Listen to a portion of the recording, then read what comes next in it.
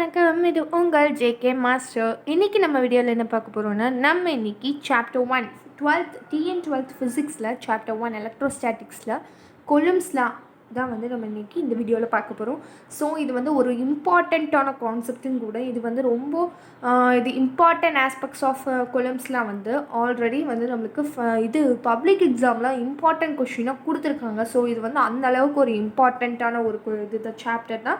அதே போல் ஒரு இம்பார்ட்டண்ட்டான ஒரு கான்செப்ட் தான். இந்த கான்செப்ட் புரிஞ்சால் தான் அடுத்தடுத்த கான்செப்ட் வந்து நம்மளுக்கு ஈஸியாக புரியும். ஸோ இது ஒரு ஈஸியஸ்ட் கான்செப்ட்டும் கூட. இது ஈஸியாக புரிஞ்சுக்கலாம். ஸோ அதை பற்றி தான் இன்றைக்கி நம்ம இந்த வீடியோவில் பார்க்க போகிறோம். வாங்க பார்க்கலாம்.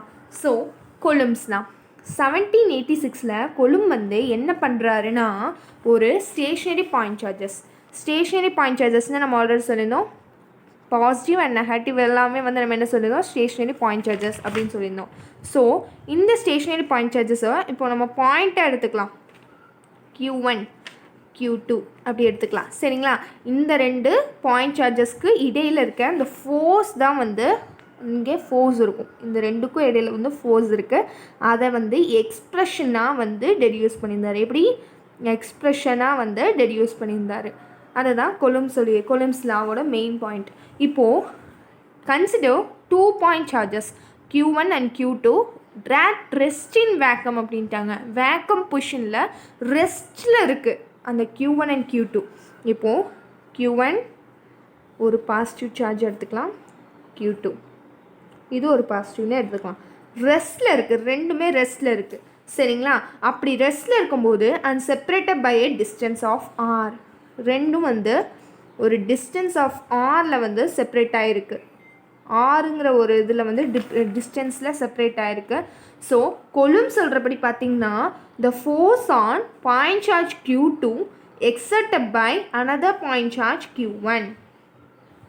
Force on another point charge Q2, அதாவது force on point charge Q2 exerted by another point charge Q1 அப்படிங்கிறாங்க.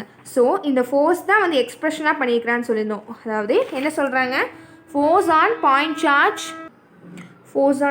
charge Q2 exerted by another point charge Q1. So F21 vector equal to K into Q1 and Q2 by R square R cap 12.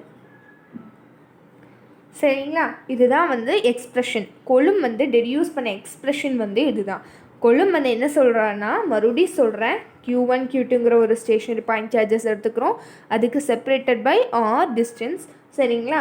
So இப்போது force இரண்டுக்கும் இடையில் இருக்கிற அந்த ஃபோர்ஸை வந்து எக்ஸ்ப்ரெஷனாக கொண்டு வந்தவர் தான் கொலும். ஸோ அந்த எக்ஸ்ப்ரெஷன் வந்து எப்படி கொண்டு வராங்க, according to coulomb the force on a point charge Q2 exerted by another point charge Q1 is இதுதான். சரிங்களா? ஸோ நெக்ஸ்ட்டு வந்து இதில் R cap 12னா என்னப்பா, நான் R cap 12னு சும்மா போட்டுட்டேன். இப்போ இந்த R cap 12னா என்ன அப்படின்னு கேட்குறாங்க.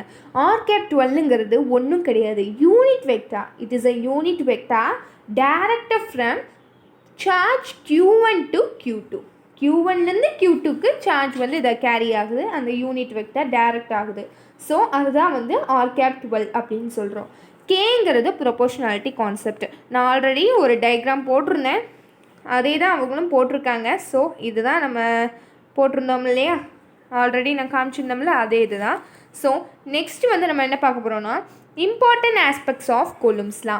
கொலும்ஸ் law states that electrostatic forces, அதாவது கொலும்ஸ் லா என்ன ஸ்டேட் பண்ணுறாங்க, electrostatic forces directly proportional to product of the magnitude of the 2 point charges அப்படின்ட்டாங்க. கொலும்ஸ் லா என்ன சொல்கிறாங்க, is directly proportional to electrostatic potential from magnitude of 2 point charges அப்படின்ட்டாங்க. Product of magnitude of 2 point charges நம்ம Q1 Q2 இருக்குல்ல, அதே போல் தான் இந்த எக்ஸ்ப்ரெஷனோட டெஃபினிஷன் தான் அது. இந்த எக்ஸ்ப்ரெஷனோட definition magnitude of 2 point charges Q1 Q2. அதே போல் ப்ரொபோஷனாலிட்டி கான்ஸ்டன்ட் அது எல்லாமே இருக்கா. So and is inversely proportional to square of the distance between the 2 point charges. நம்ம ஆல்ரெடி சொல்லியிருந்தோம் distance between the 2 point charges வந்து என்னது ஆர்னு. அப்போது அதோட square of the distance between the 2 point charges வந்து ஆர் ஸ்கொயர். ஸோ இந்த எக்ஸ்ப்ரெஷனோட டெஃபினிஷன் தான் வந்து அது. சரியா, அதே இதை கொடுத்துருக்காங்க. நெக்ஸ்ட்டு பார்த்திங்கன்னா the force on the charge Q2 exerted by other charge Q1 always lies along the line joining the two charges.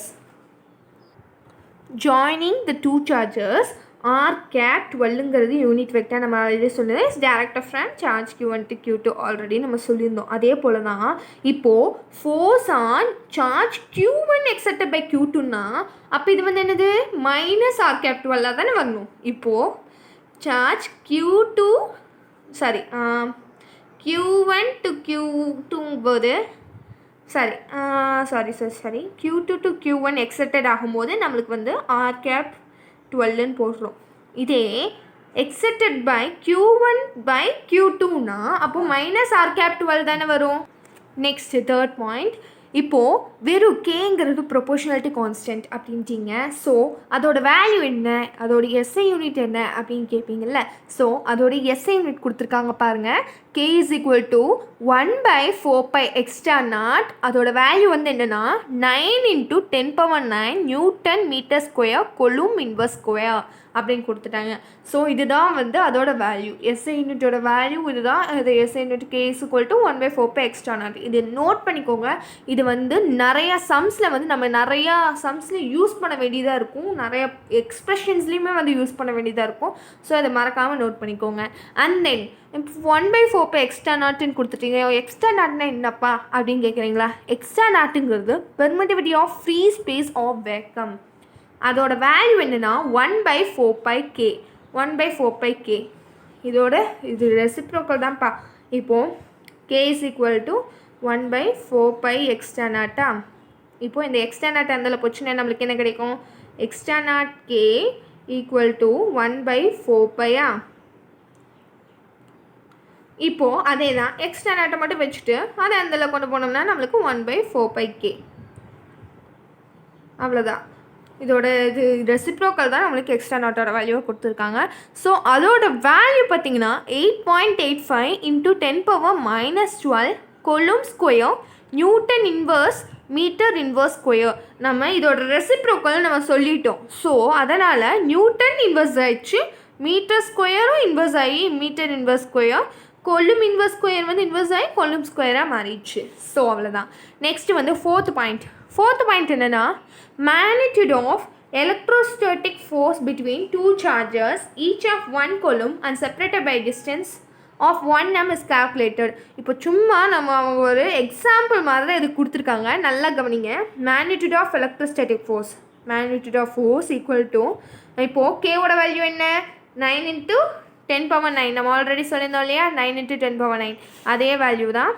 அதே அப்படியே அப்டேட் பண்ணிட்டாங்க. அதுக்கப்புறம் 2 charges each of 1 coulomb அப்படின்ட்டாங்க. அப்போது Q1 Q2 equal to 1 coulomb. அப்போ அந்த 1 coulombக்கு 1 × 1 போட்டாங்க. டிஸ்டன்ஸ் வந்து R is equal to 1. அப்போது 1 ஸ்கொயர். இப்படி பண்ணும்போது நம்மளுக்கு magnitude of electrostatic force between 2 charges வந்து இப்போ 9 × 10⁻9 நியூட்டன் வந்துருச்சு. அதுதான் இது வந்து பார்த்திங்கன்னா ஒரு ஹியூஜ் குவான்டிட்டி. இது எதுக்கு ஈக்குவலாக இருக்குன்னா வெயிட் ஆஃப் 1 மில்லியன் டன்னுக்கு வந்து இது ரொம்ப ஈக்குவலாக இருக்குது. ஸோ அப்படிங்கிறாங்க. அதுக்கப்புறம் இது வந்து never come across 1 coulomb of charge in practice அப்படின்ட்டாங்க. Most of electrical phenomena in day-to-day life involve electric charges of the order of μc. Micro குலம்லேயும் இருக்கலாம், நேனோ குலம்லேயும் இருக்கலாம். இப்போ வந்து டே டு டே லைஃப்பில் பார்த்திங்கன்னா எலக்ட்ரிக்கல் ஃபினாமினா வந்து மாறிக்கிட்டே இருக்குது. அதோட வேல்யூஸ் பார்த்திங்கன்னா நியூக்ளியம், அதாவது மைக்ரோ குலமாக இருக்கலாம், இல்லை நேனோ குலமாக இருக்கலாம். சரிங்களா. நெக்ஸ்ட்டு வந்து ஃபிஃப்த்து பாயிண்ட் பார்க்கலாம். எஸ் யூனிட்டில் கொலும்ஸில் in vacuum takes the form. நம்ம ஆல்ரெடி சொல்லியிருந்தோம். இந்த ஃபார்ம் வந்து ஆல்ரெடி நம்ம பார்த்துருக்கோம். அதாவது 1/4 எக்ஸ்ட்ரா நாட் எதுக்கு போட்டாங்கன்னா கேவோட வேல்யூக்கு போட்டாங்க, எஸ்ஐ யூனிட் வேல்யூக்கு அதுக்கு போட்டாங்க. இப்போது medium of permittivity extra the force between 2 point charges is given by. இப்போது எக்ஸ்ட்ராவில் மீடியம் ஆஃப் பெர்மிட்டிவிட்டி எக்ஸ்ட்ராவில் இருக்கும்போது இந்த ஃபோர்ஸ் பிட்வீன் 2 பாயிண்ட் சார்ஜஸ் எப்படி இருக்கும் அப்படின்னு கேட்கும்போது இங்கே எக்ஸ்ட்ரா நாட் வந்து நம்மளுக்கு எக்ஸ்ட்ராவாக மாறிடும். ஸோ அவ்வளோதான். Since extra greater than extra not, extra பார்த்தீங்கன்னா கிரேட்டர் தென் எக்ஸ்ட்ரா நாட், அப்போது the force between 2 point charges in a medium other than vacuum is always less than in vacuum. So இந்த point note பண்ணிக்கோங்க. இது 1 மார்க்கில் வர்றதுக்கு அதிக வாய்ப்புகள் வந்து இருக்குது. ஸோ இதை வந்து நோட் பண்ணிக்கோங்க. நெக்ஸ்ட்டு பார்த்தீங்கன்னா we define relative permittivity. Relative பெர்மிட்டிவிட்டினா என்னப்பா? எக்ஸ்ட்ரா ஆர் இது வந்து given medium extra r equal to extra by extra naught. நம்ம ஆல்ரெடி சொல்லியிருந்தோம் extra is greater than extra naught அப்படின்னு சொல்லியிருந்தோமா? அதே தான் for vacuum or air extra r வந்து ஈக்குவல் டு 1, ஆல் அதர் மீடியாவில் வந்து எக்ஸ்ட்ரா ஆர் கிரேட்டர் தென் 1. இதுவும் வந்து 1 மார்க்கில் வர்றதுக்கு அதிக வாய்ப்புகள் இருக்குது. ஸோ இதை வந்து நான் கண்டிப்பாக நோட் பண்ணிக்கோங்க. இது ரொம்ப ஒரு இம்பார்ட்டண்ட்டான ஒரு கொஸ்டின்ஸும் கூட. ஸோ இது வந்து கண்டிப்பாக 1 மார்க்கில் வர்றதுக்கு அதிக வாய்ப்புகள் இருக்குது. ஸோ நெக்ஸ்ட்டு வந்து நம்ம என்ன பார்க்க போகிறோன்னா கிராவிடேஷனல் ஃபோர்ஸ்க்கும் கொலும் ஃபோர்ஸ்க்கும் வந்து உள்ள டிஃப்ரென்ஷியேஷன்ஸ் தான் அதிகமாக பார்க்க போகிறோம். So Coulomb's law has same structure as Newton's law of gravitation. Coulomb's லாவுக்கும் பார்த்தீங்கன்னா நியூட்டன்ஸ் லா ஆஃப் கிராவிடேஷனுக்கும் அதுக்கும் சேம் ஸ்ட்ரக்சர் தான் இருக்குது. Both are inversely proportional to square of the distance between the particles. இதுவும் வந்து inversely proportional to R square, அந்த மாதிரி distance between the particles தான். அது ரெண்டுக்கும் இடையில் இருக்கிற அந்த மாதிரி. And then the electrostatic force is directly proportional to product of the magnitude of the 2 point charges and gravitational force is directly proportional to product of 2 masses அப்படின்ட்டாங்க.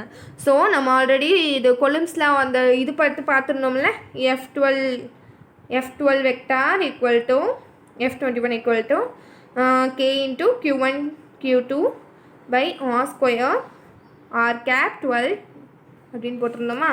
So இதில் வந்து நம்ம ஆல்ரெடி சொல்லியிருந்தோம் electrostatic force is directly proportional to magnitude of the 2 point charges and is inversely proportional to square of the distance between the 2 point charges. நம்ம already படிச்சிருந்தோம் இல்லையா?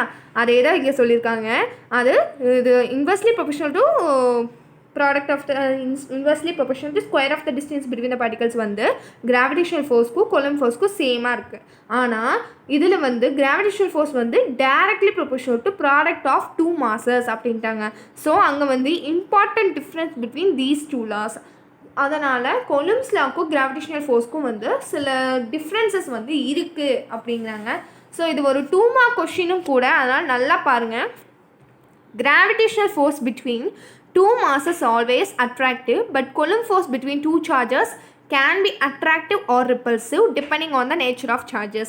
Gravitational force between 2 masses, 2 masses இருக்குன்னு வச்சுக்கோங்களேன், A1 A2 வந்து always attractive-ஆக தான் இருக்கும் சரிங்களா? ஆனால் Coulomb force between 2 charges Q1 Q2 இருக்குன்னா கேன் பி அட்ராக்டிவாக இருக்கலாம் அல்லது ரிப்பல்சிவாக இருக்காது. ப்ளஸ்ஸாக இருந்தால் அட்ராக்டிவாக இருக்கலாம், அந்த மாதிரி can be attractive or repulsive அந்த மாதிரி சரிங்களா? அது வந்து அந்த சார்ஜஸோட நேச்சரை பொறுத்து தான் இருக்குது.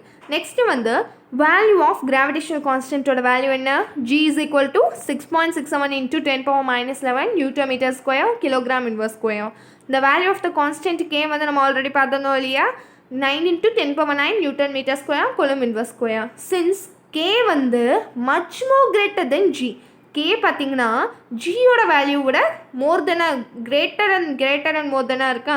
So electrostatic force is always greater in magnitude than gravitational force for smaller size objects. அதனால் electrostatic force வந்து always greater in gravitational force அப்படின்ட்டாங்க சரிங்களா? நெக்ஸ்ட் வந்து gravitational force between 2 masses independent of the medium அப்படிங்கிறாங்க. For example ஒரு KG of 2 masses, இப்போ 1 kg 2 mass இருக்குது, 1 kg ரெண்டும் ஒரு ஏர்லையோ இல்லை வாட்டர்க்குள்ளேயோ வைக்கிறாங்க. கிராவிடேஷனல் ஃபோர்ஸ் பிட்வீன் 2 masses பார்த்தீங்கன்னா சேமாக தான் இருக்கும். ஆனால் இதே எலக்ட்ரோஸ்டேட்டிக் ஃபோர்ஸ் பிட்வீன் 2 சார்ஜஸ் பார்த்திங்கன்னா அந்த மீடியமோட நேச்சருக்கு ஏற்ற மாதிரி இருக்கும். இன் விச் த 2 சார்ஜஸ் பார்த்திங்கன்னா ரெஸ்ட்டாக இருந்தாலும் இருக்கலாம். ஸோ அந்த மாதிரி. நெக்ஸ்ட் வந்து த ஃபோர்ஸ் ஆன charge Q1 exerted by point charge Q2 is given by, நம்ம ஆல்ரெடி இந்த ஈக்குவேஷன் பார்த்துருப்போம். Force on charge Q1 exerted by point charge Q2. இப்போ R⁻12ங்கிறது 21ங்கிறது unit vector from charge Q2 to Q1. நம்ம already என்ன பார்த்துருப்போம்? Charge Q2 exerted by Q1 தான் பார்த்துருப்போம். ஆனால் இங்கே வந்து என்ன? Charge Q1 exerted by charge Q2. அப்போது இங்கே வந்து F12 வெக்டார் இப்போ 1/4 பை எக்ஸ்டர்னா q1 q2 by r square r cap 21 vector. இப்போ r cap 21ங்கிறது from charge q2 to q1 unit vector தான் F20 வந்து r cap 21ங்கிறது. So r cap 21 is almost equal to minus r cap 12. நம்ம already இங்கே ஒரு equation பார்த்துருப்போம். பார்த்தீங்கன்னா force on charge q1 exerted by charge q2 is along minus r cap 12ன்னு நம்ம போடலாம் அப்படின்னு சொல்லியிருப்போம். ஸோ அதே தான் நம்ம இங்கே அதுக்கு பதிலாக தான் இங்கே யூஸ் பண்ணுறோம். மைனஸ் ஆர் கேப் 12 யூஸ் பண்ணும்போது இப்போது ஆல்ரெடி இங்கே இப்போ இதில் மைனஸ் இருக்கும்போது நம்ம டோட்டல் ஈக்குவேஷனே மைனஸில் மாறிவிடும். ஸோ மைனஸ் 1/4 பை எக்ஸ்டர்னா q1 q2 by r square r cap 12னா இப்போ இந்த ஈக்குவேஷனுக்கான ஃபோர்ஸ் என்னது minus F21. So therefore electrostatic force பார்த்திங்கன்னா நியூட்டன்ஸ் தேர்ட் லாவையும் வந்து ஒபே பண்ணுது அப்படிங்கிறோம். Next expression for Coulomb force வந்து true only for point charges but the point charge is an ideal concept. ஆமாம், உண்மையாக அதுதான். கூலம்ப் ஃபோர்ஸ் வந்து பாயிண்ட் சார்ஜஸ்க்கு மட்டும்தான் உண்மை. அதே போல் பாயிண்ட் சார்ஜ் பார்த்திங்கன்னா ஒரு ஐடியல் கான்செப்ட் தான். அப்போது however we can apply Coulomb's law for two charged objects whose sizes are very much smaller than the distance between them அப்படின்னா இப்போது எப்படிங்கிற இப்போ கூலம்ப்ஸ் லா பார்த்திங்கன்னா அப்ளை பண்ணுறோம். எதில் ரெண்டு சார்ஜ்டு ஆப்ஜெக்ட்ஸ், சார்ஜான ஆப்ஜெக்ட்ஸ் தான், அதோட சைஸ் பார்த்திங்கன்னா ரொம்ப smaller than distance between them. அதுக்கு ரெண்டுக்கும் இடையில இருக்கிற அந்த ஆர் வேல்யூ இருக்குல்ல, அந்த ஆர் வேல்யூ விட கம்மியாக இருக்குது. என்னது அந்த சார்ஜஸ் q1 q2 பார்த்தீங்களா இந்த மாதிரி இருக்குது. ஸோ இப்படி இருக்கும்போது in fact Coulomb discovered his law by considering the charged spheres in the torsion balance as a point charges. The distance between the two charged sphere is much greater than the radius of the spheres. ஸோ இது வந்து அவர் வந்து என்ன discover பண்ணியிருக்கலாம், considering charged spheres இந்த torsion balance as point charges அப்படிங்கிறாங்க. So distance between the two charged sphere வந்து much greater than radius of the sphere. இது வந்து கண்டிப்பாக மச் கிரேட்டர் தென்னாக இருக்கும். அந்த பாயிண்ட் சார்ஜஸ் பார்த்திங்கன்னா கிரேட்டர் தென்னாக தான் இருக்கணும். ஆனால் இது வந்து கிராவிடேஷனல் ஃபோர்ஸில் அந்த மாதிரிலாம் கிடையாது. ஸோ இது வந்து மச் கிரேட்டர் தென்னாக இருந்தால் தான் வந்து கூலம்ப்ஸில் வந்து இதாக இருக்கும். இது ஒரு ஐடியல் கான்செப்ட் தான். ஸோ இவ்வளோ தான். ஸோ நெக்ஸ்ட் வீடியோவில் நம்ம அடுத்த கான்செப்ட் வந்து பார்க்கலாம். தேங்க்யூ ஃபார் வாட்சிங் this video. Enjoy your each class with us my. மறக்காமல் சப்ஸ்கிரைப் பண்ணுங்கள். சப்ஸ்கிரைப் பண்ணால் தான் நான் போடுற வீடியோஸ் எல்லாம் வந்து உங்களுக்கு நோட்டிஃபை ஆகும்.